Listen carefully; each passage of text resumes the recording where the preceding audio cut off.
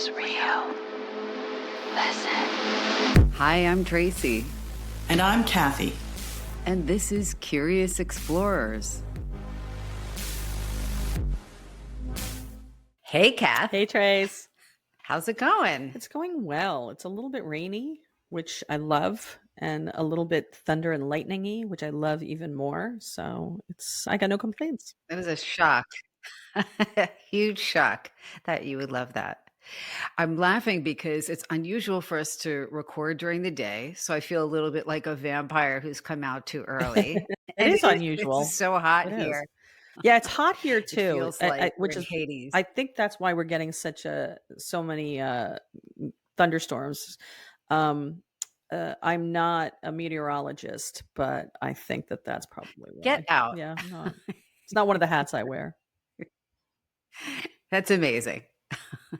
So I'm curious, as you might imagine, about what we will be talking about today. I've been trying to imagine. I want to tell you just ahead of time that I was hoping we would talk about something kind of spooky and a little disturbing.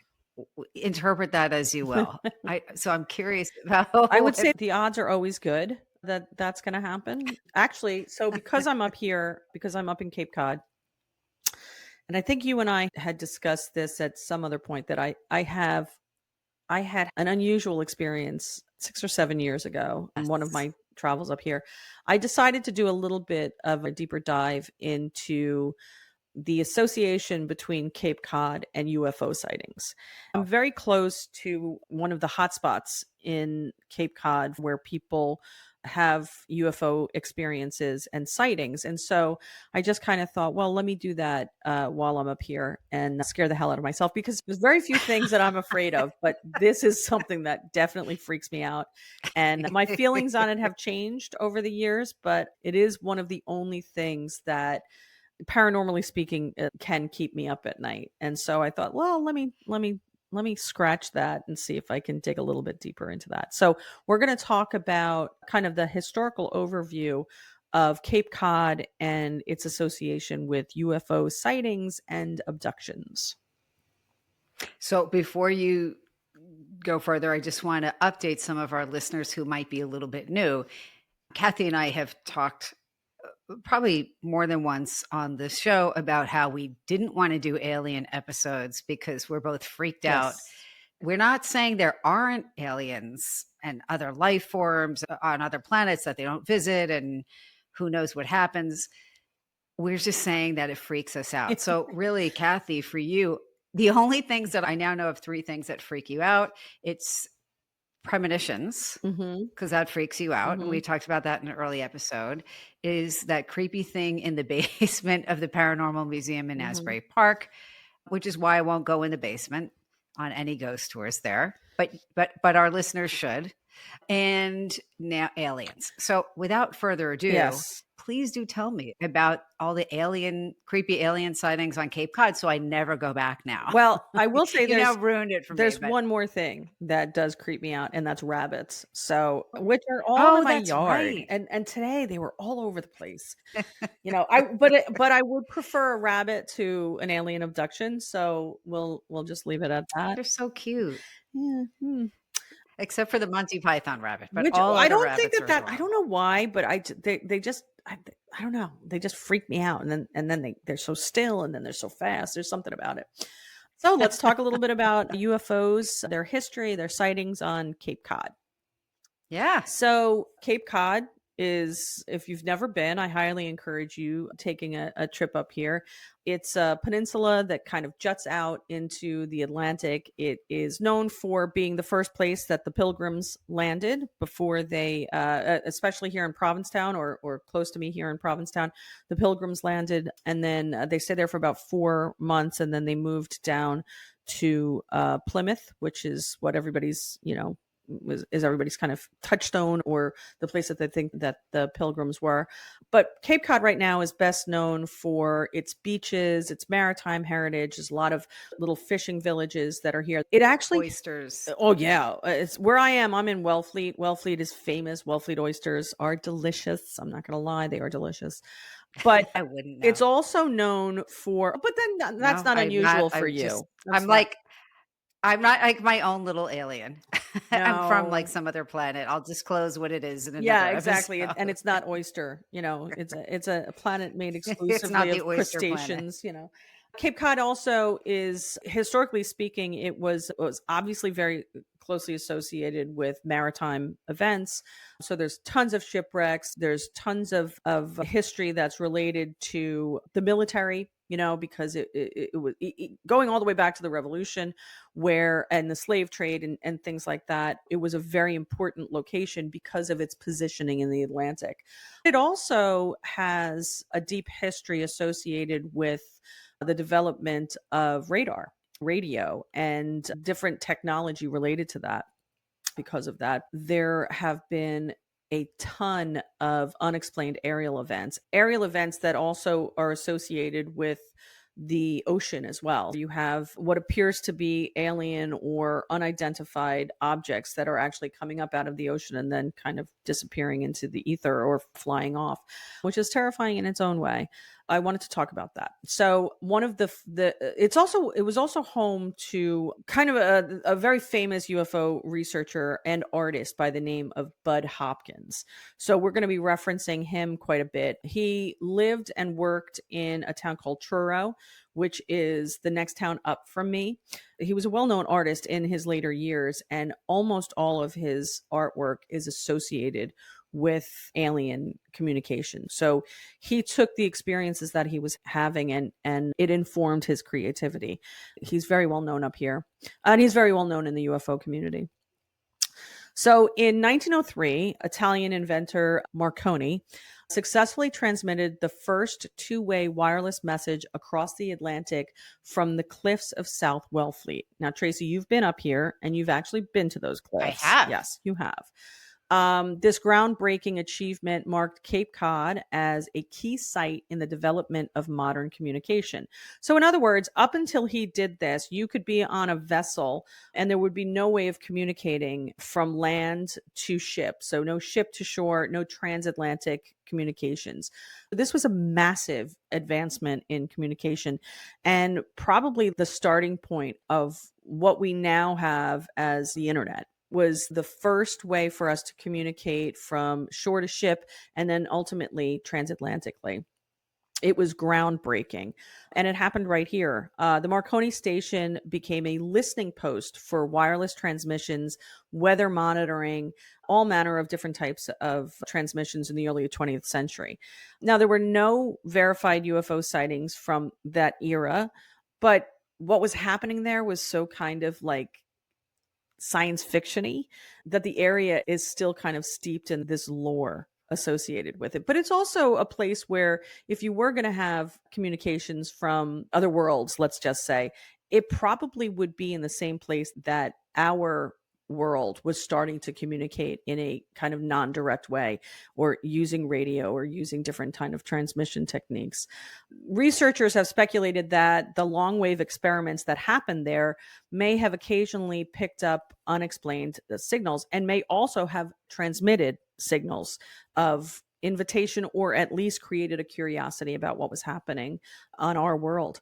Marconi himself documented instances of strange pulses and irregular frequencies in his personal notes, though these have never been conclusively tied to any form of non-terrestrial origin. He noted that there were strange things coming back, but no one really knows what they were. So they're not necessarily extraterrestrial, but we haven't been able to explain them as having been terrestrially originated either. The station's original towers were dismantled by the 1920s, and in fact, the land that those towers were on has also been the victim of erosion. It's kind of fallen into the sea. The site remains historically important and is preserved to the degree that it can be by the National Park Service. You can actually ride your bike over to it. It's probably a 10-minute bike ride from where I am right now. Its legacy as an early outpost of electromagnetic communication sets the stage for Cape Cod's later role in radar surveillance and reports of unknown aerial objects. You can find information about this in the National Park Service and the Marconi Museum archives, which are available online. We also have the Truro Air Force Station. During the Cold War, the United States built a network of radar stations to detect potential Soviet aircraft. One of these was in North Truro. So the North Truro Air Force Station, which is still there, so you can still kind of see the remnants of it. It was located near the Highland Light, which is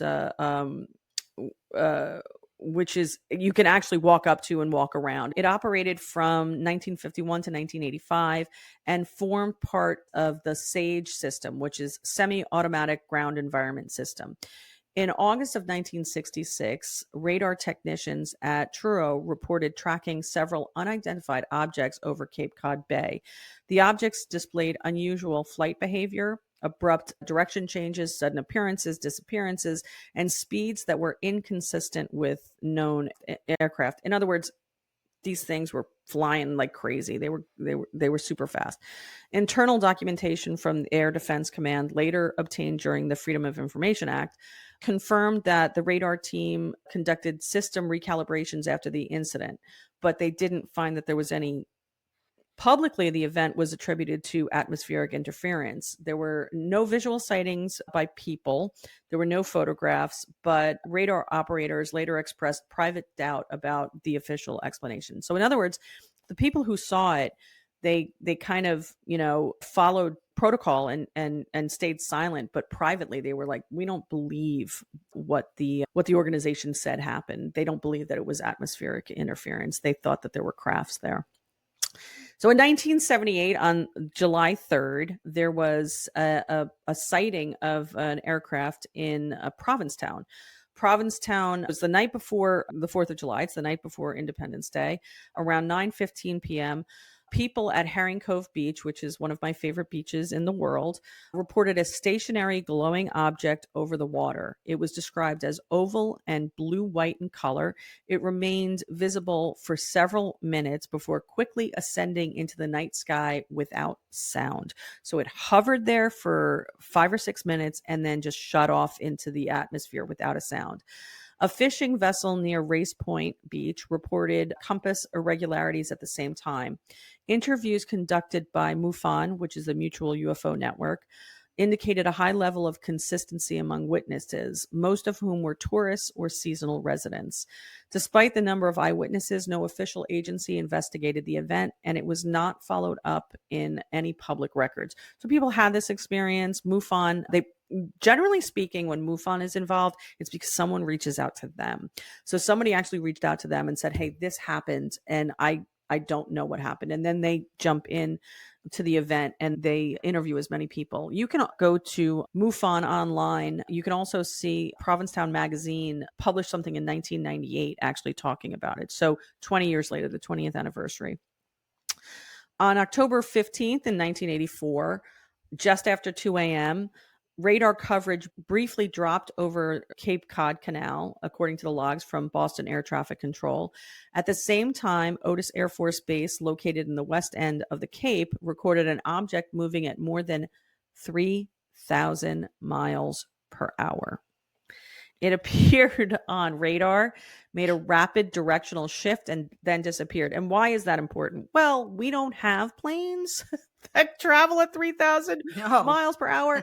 And if we're talking about something like a meteor or something like that, it's not going to make a directional change and then fly off. So this was something that was truly anomalous. NORAD classified the event as a tracking irregularity, and there were no known aircraft in the area, no sonic boom, and no response was deployed.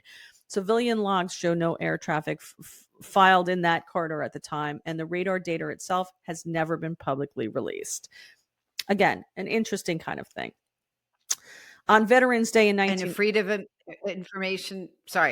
of Information Act wouldn't, I guess, if it's not declassified, right? Or well, whatever, if they never did the report, you can file it, but they won't necessarily release it. And if there's no report of note, there's nothing for you to search. And when you search for a Freedom of Information, you have to specifically ask for something. So you can't just be like, hey, give me everything on, Related to UFOs, this. tell me everything the government knows about UFOs.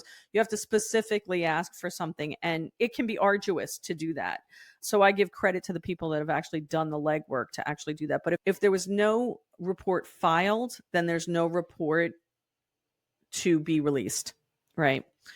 You can actually, there were logs from the FAA. So, in other words, somebody saw something, Boston Air Traffic Control, you can get that information, but it's not, but since it wasn't investigated, there's not going to be any follow up information.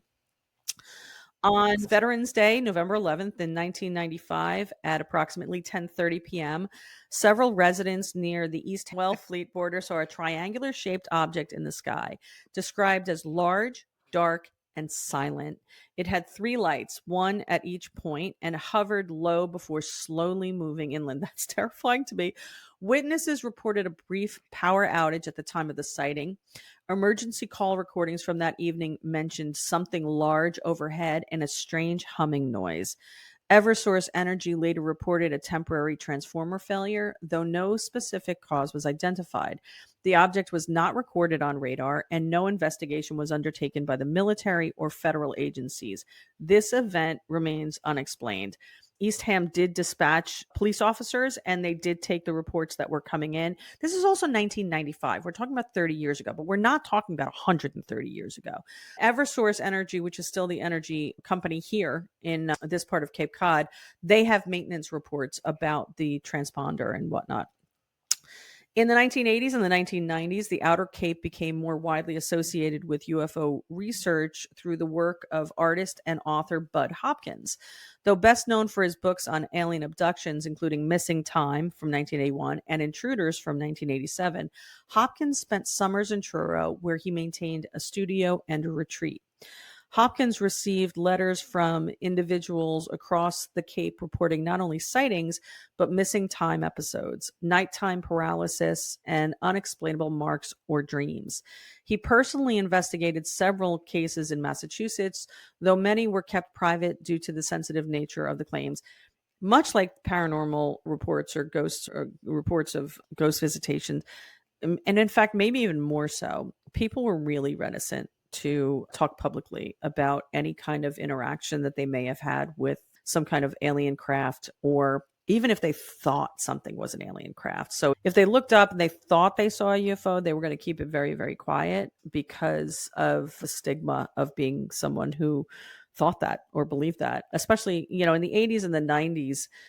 Now it would be less, I think it would be less difficult. I think people now are a lot more open to the idea. But in the 80s and the 90s, even though we'd had very successful films and things like that, there would be a stigma with having done that.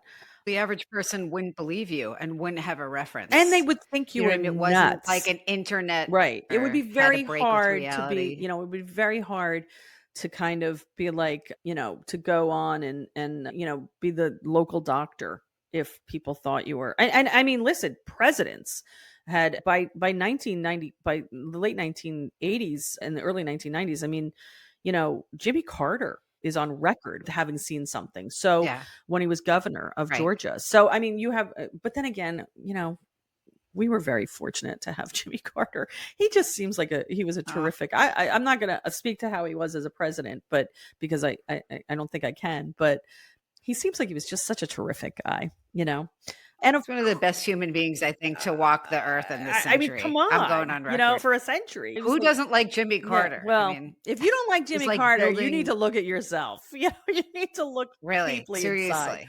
You should be abducted by Yes, aliens. yes. But of course, he's the guy that went on record. Go to the Cape. He's the guy that went on record who was just like, well, I can't lie. I mean, he's who we think George Washington was. So, well, he also admitted that the government used remote viewers to find a downed plane. So, and I mean, he was a pioneer in ways that we didn't realize. And the funny thing is, we're saying admitted. I don't think to him it wasn't even an admission. It was just like, no, that's the truth. So I'm just going to say it. It's not. I don't think he went back and forth. Yeah. And when you do read his report on what he saw, he's very clear.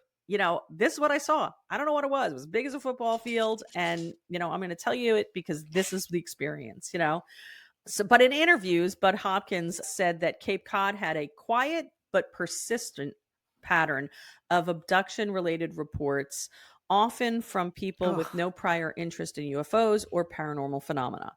While many critics challenged his use of hypnosis and the interpretation of witness accounts, Hopkins' work significantly shaped public discussion around UFOs and alleged contact experiences. His presence in Truro added a human dimension to the region's aerial mystery, and not just the lights in the sky, but questions about memory, perception, experience. You can still, his books are still in publication, so you can still do them. He was also interviewed several times by Cape Cod Times and by different local newspapers and periodicals. Residents and visitors continue to report unexplained aerial activity. So in 2010 in Wellfleet Bay, 2 kayakers observed a reflective disc hovering over the bay. It was silent, which is interesting because this keeps coming up, spinning slowly. And it's even creepier. Well, you know what? It also kind of implies technology that is not common to us. We do have tech, but, not so casual, And I'm not sure. Well, we did in 2010, but certainly not in the 80s when it was also being reported that way. It was spinning slowly and it disappeared behind low clouds. No pictures were taken. In 2022, a Coast Guard patrol reported unusual radar contact lasting over 20 minutes. Lights were seen above the water, but no aircraft were detected or identified. Most of these reports remain anecdotal, and none have been officially investigated or verified. But Cape Cod's role in aerial monitoring has not disappeared. It's still an important place. Today, the Joint Base Cape Cod, formerly Oysters Air Force Base, continues to host aerospace training, environmental operations, and limited radar surveillance. The North Truro Air Force Station, while decommissioned, retains underground bunkers and some fencing. You can't get close to it. You can't get into it. And trust me, I've been up close. The North Truro Air Force, and I will tell you too, when you talk to locals around here, those who are familiar with the area or who grew up close to it talk about the base a lot and talk a lot about strange phenomena that they've experienced there. The North Truro Air Force Station is also partially managed by the National Park System. So there's still a federal control over it. Because of this infrastructure and Cape Cod's geographic position extending into the Atlantic, it has remained a focal point for both official and unofficial monitoring. So it's still an important place. We don't tend to think of the United States has never really been attacked, which is not to say it has never been. No, but we've never been under large attack. And if we did, we would expect it to be aerial missiles coming in. So these bases that are along the coast, we have them in New Jersey as well, are really, really important because they're a way of monitoring for defense, which also explains why you don't get a lot of people talking about it. The phenomena associated with, I would imagine that if we are talking about aliens that are coming by, they're very curious about how we're monitoring the skies and how we're defending ourselves. And while none of these incidents offer conclusive evidence of extraterrestrial technology or intent, they remain part of a consistent pattern of unexplained and aerial behavior. The overlap of military systems, civilian witnesses, and the area's physical isolation have made Cape Cod a unique setting for these events.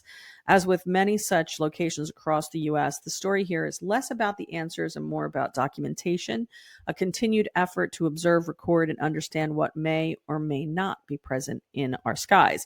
I should also say there was a fairly famous abduction that took place associated with the Air Force Base, in which a recruit he had stopped at a local gas station, and this would be in the mid 1960s. He was stationed at the Air Force Base, and he needed to be picked up to be brought into the Air Force Base. And he was dropped off at a local gas station that is not currently, it was a bus station, gas station. It's not currently in operation any longer. And he was supposed to be picked up at, say, 4:00 in the afternoon. He got out, he made a phone call and said, "Hey, where are you guys?" Well, he had gotten off the bus. He was at the station. He got out, and in his mind, he got out and he immediately went over to the phone to call to see why he wasn't there to be picked up. When he got through the base, they were like, "It's not 4:00, it's 6:00 now." and we were there to pick you up at 4:00 and you were not there. So he has a 2-hour missing window where in his mind, he got off of the bus. Now, the gas station attendant saw him and then didn't see him, saw the people come up to pick him up, saw that he was not there, and then saw him on the phone 2 hours later. In his mind, he got off the bus, he waited for a minute, went to the phone, and he just has this missing time. And that's just the one person who went on the record to talk about that stuff. It's actually a fairly well-known case. Now, I told you that I had an unusual experience. It's not something I'm going to go into huge detail here because it's a long story. It's one of the few things, though, that actually it legitimately scared the hell out of me. I saw something right along where the Air Force Base is, and I saw it prior to knowing that the Air Force Base was there. And it was not an Air Forceman that I saw. It was I think you should give the Spark Notes version. Yeah, it's because I think people are going to want to know what but you're talking it's about. not something I'm really ready. It's still. I saw something that literally made me get in my car and drive, and then jump under covers, and I was scared. I went back the next day to see if I could see something else, but in the immediacy, I was afraid. The reason why I bring it up is not to tantalize people, but to kind of. It's hard for me to talk about it, right? And this is what I do. I can imagine if you were a person whose career was potentially being challenged by talking about something that you had seen, but also when you see something that kind of upsets your understanding of the natural world, even if you have a belief in it, even if you're like intellectually, I believe in it, and then you see something that is not of that, it can be very, very disorienting, and it can be really, really scary. And so you have people up here, and there are certain hotspots in the United States that, Florida is a hotspot, mostly coastal, right? So although there are definitely sightings in the Midwest, the fact that Cape Cod is still kind of an isolated area, you don't have a huge year-round residency here, but you do still have Air Force bases. You do still have the national park system here. You do still have people who make their livelihood by monitoring the skies, and they're still having these experiences. It's very interesting. And even now, when you go to talk to somebody about it, there is this level of, I'll talk about it, but I'll talk about it off the record, where they don't want to go on the record speaking about it. I will say this. Last year, I was part of a group that went out to the old Marconi site, and we brought out, I don't know, any people listening might be familiar with a technology called Frank's Box. Frank's Box is a communication device that was developed by a gentleman called Frank Sumption. He had looked at different technology that allowed for terrestrial communication. And then he actually created this to communicate with extraterrestrials, and ended up believing that he was picking up spirit communication. Lots of people use a variant of this called the Spirit Box in paranormal investigations, but Frank's Box was the first one. He also put his blueprints and how he did it on the internet for free, because he thought, if I'm communicating Wow. with something, I think everybody should be able to do it. So all of your Spirit Box technology is based on the work of Frank Sumption.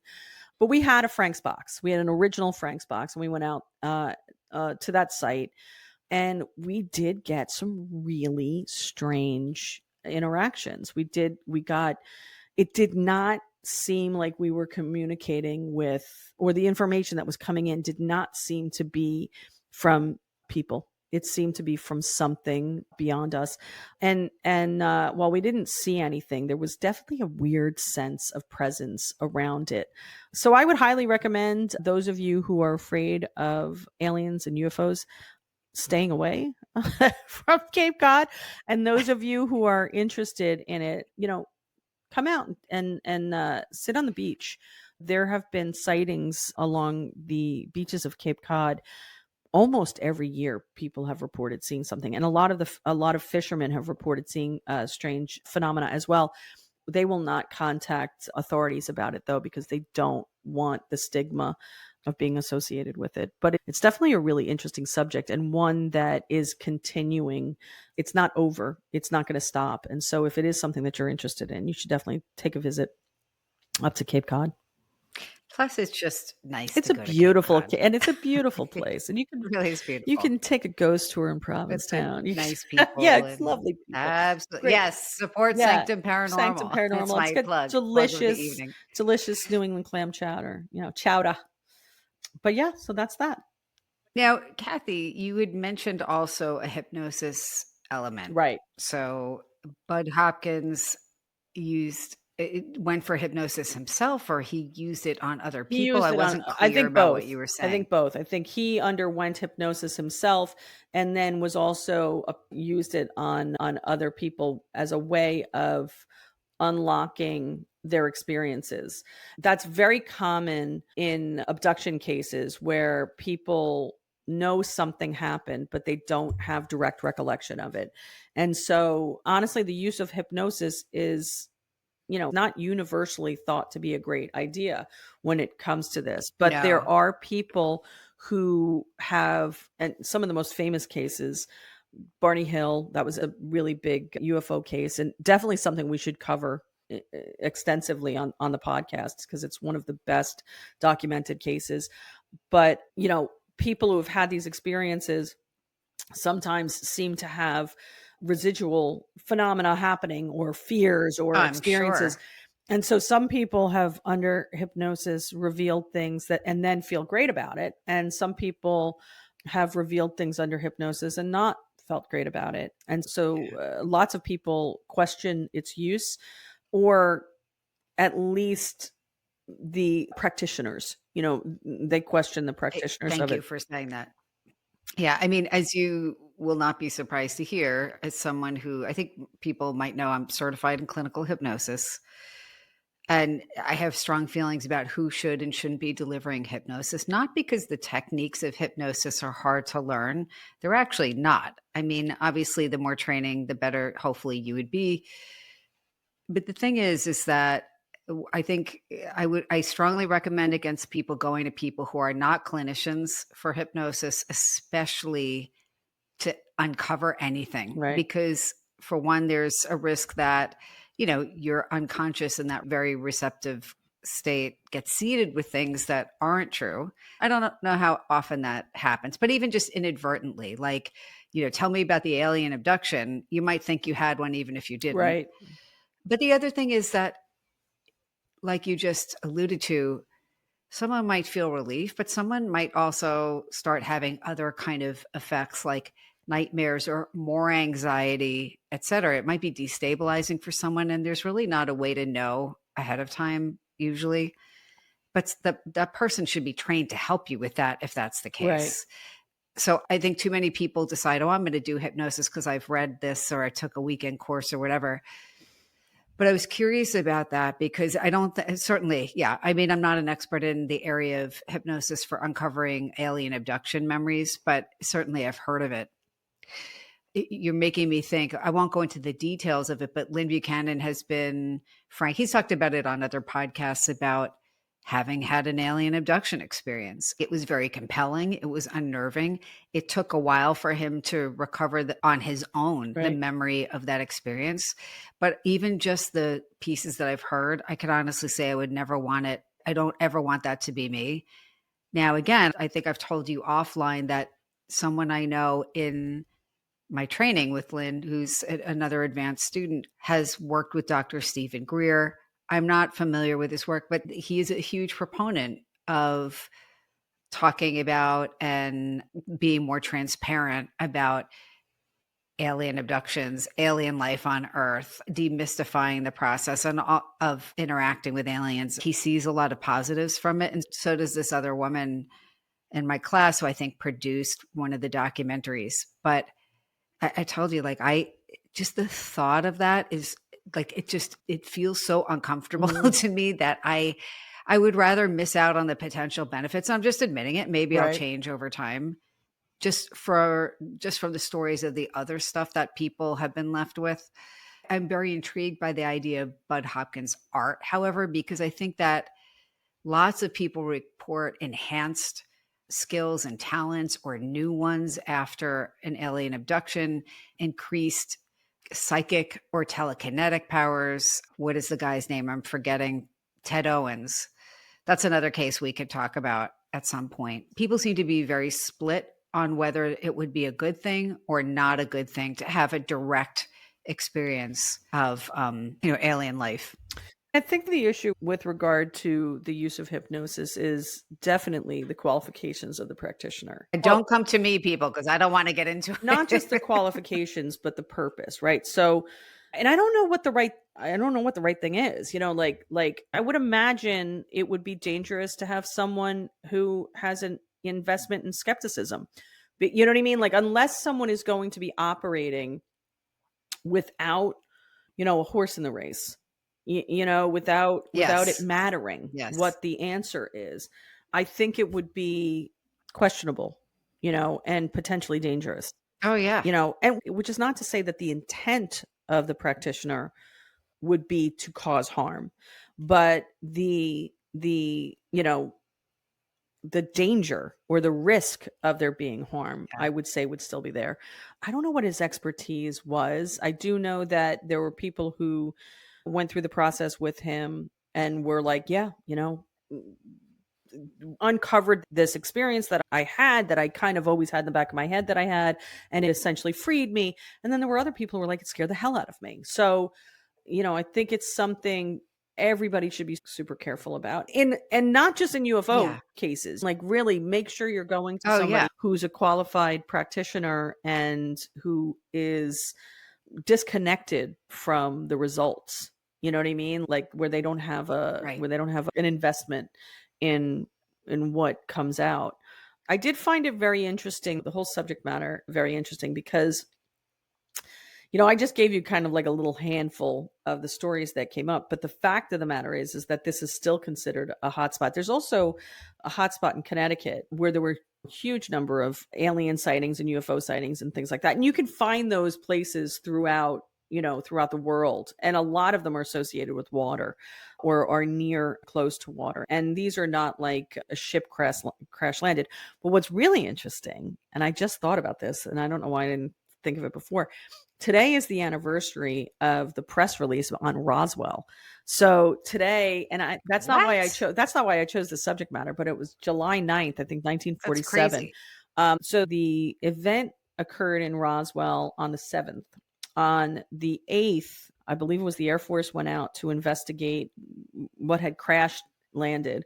And on the 9th, they released a press statement that it was an air balloon. It was a weather balloon, which I don't think anyone... We have to find that and post it. Oh, I think it's on I think I actually did post it. I think it's on Paranormal's Instagram. It was something I did during the week because I've been following it, like historically. I have a little thing of historical things, but I don't, and I have a piece of that, a tiny little piece of one of the weather balloons that they thought it was at the Paranormal Museum in Asbury Park. I don't think anyone believes it was a weather balloon. They may not believe it was aliens, but it definitely wasn't just a weather balloon. It was definitely something else. But it's weird. We have those weird anniversary things, where we start talking about something and then all of a sudden it's like, oh, that's right, today's that anniversary. So I've had aliens on the mind the last week, I guess. Well, since you're still up there, Yes. I'm wishing you whatever you hope for, whether it's to see something or to especially not see something while you're still at the Cape. I'm good with ghosts. But Kathy, why do ghosts feel so much safer? Mm-hmm. But I'm very curious about what our listeners think. I'm curious if people have their own alien encounters or sightings that they would want to share with us. Just a reminder to everybody, you can go to our website, which I always put in the show notes, curious-explorers.com. You can send us a message there. Let us know if there are other cases of UFOs or something else that you want us to cover. We love hearing from you. Kathy, thank you so much for sharing this. It was really entertaining, and I'm glad I'm far from the Cape right now. Yeah, I'm going to have to find one in New Jersey for you. We don't have any. No, New Jersey's closed. Yes, we're off closed for business. Zelda's giving me the sign that it's time to take her out again. Boys but but enjoy the rest of your week up there. And everyone, until next time, of course, stay curious. Keep exploring. Bye for now. Bye, guys. I know that the paranormal is real. You've just listened to the Curious Explorers podcast with the Kathy Kelly and Tracy Stein. If you enjoyed the episode, remember to like, share, follow, leave us a comment, let us know what you think. And of course, until next time, stay curious.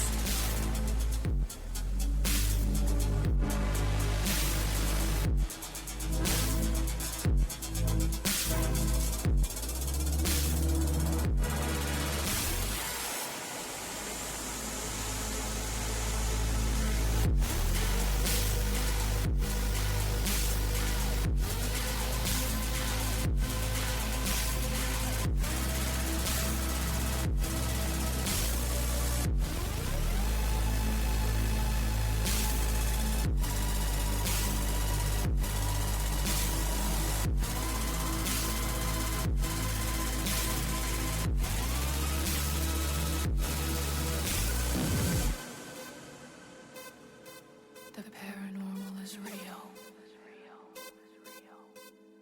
It is real. The paranormal is real. Is it? The paranormal is real. It is real.